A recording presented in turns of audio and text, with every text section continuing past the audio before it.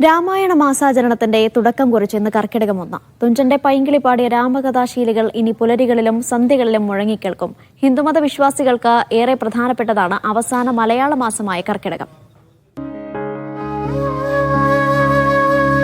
തോരാതെ മഴ പെയ്തിരുന്ന കർക്കിടകം മലയാളികൾക്ക് പഞ്ഞക്കർക്കിടകവും കള്ളക്കർക്കിടകവുമാണ്.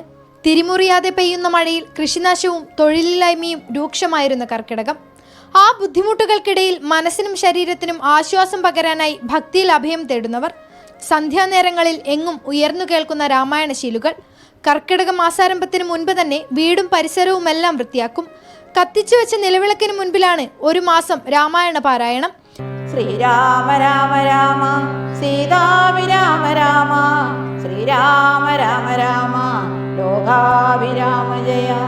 പൂർവികരെയും മൺമറഞ്ഞ പിതൃക്കളെയും ഓർമ്മിപ്പിക്കാനായി കർക്കിടകവാവിന് ബലിതർപ്പണം നടത്തും. ആരോഗ്യത്തിന് ഏറ്റവും പ്രാധാന്യം നൽകുന്ന മാസം കൂടിയാണ് കർക്കിടകം. ഈ മാസം തയ്യാറാക്കുന്ന കർക്കിടക കഞ്ഞി ഏറെ പ്രശസ്തമാണ്. വിശ്വാസികളെ സംബന്ധിച്ച് കർക്കിടകത്തിലെ നാലമ്പല ദർശനവും പ്രധാനപ്പെട്ടതാണ്.